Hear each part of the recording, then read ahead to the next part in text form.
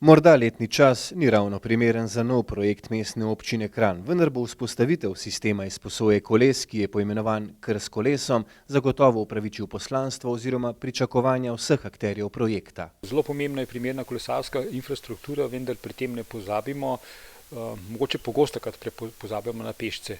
Namreč to, da je kolesarska pot urejena na pločniku, to je za nas popolnoma nesprejemljivo. Kolesarji pač med pešce nekako ne sodimo. Mi sodimo mi smo nekje vmes, med pešci in avtomobili, in tja mislimo, da se mora kolesarska infrastruktura usmerjati.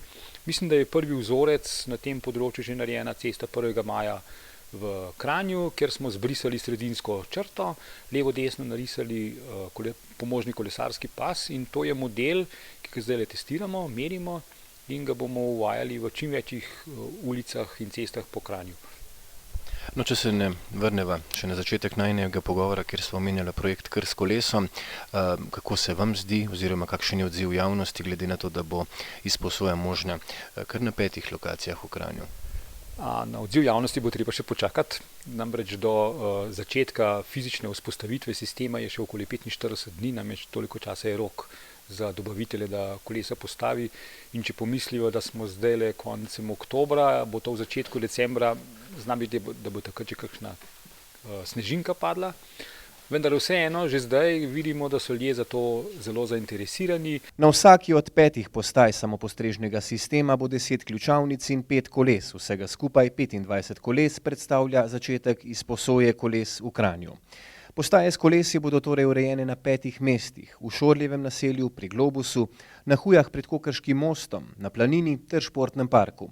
Vzpostavitev sistema stane 80 tisoč evrov, strošek letnega upravljanja in vzdrževanja pa 14 tisoč. Zavedati pa se moramo, da ko bo vzpostavljen sistem najema koles, bodo parkirna mesta mogoče malce dražja in zelo verjetno se v staro mestno jedro ne bo več dalo priti pol ure zastonj z avtom. Sistem izposoje koles je v prestolnici več kot uspel. Zakaj ne bi tudi v Kranju? Jaz v to ne dvomim, da v Kranju ne bo uspel. Treba je samo ponuditi, primerno promovirati in seveda, kar je najbolj bistveno, treba je vzpostaviti varno infrastrukturo med temi potmi oziroma s temi postajami, in to je v veliki meri namen nas kot Komisije Varno kolesarjem in seveda z veliko podporo občine.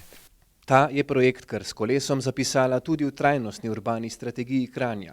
Ključni cilji na področju trajnostne mobilnosti do leta 2023 pa so povečanje deleža uporabnikov javnega potniškega prometa za 25%, povečanje števila uporabnikov koles v okolici mestnega jedra za 35% in zmanjšanje izpustov CO2 za 21%.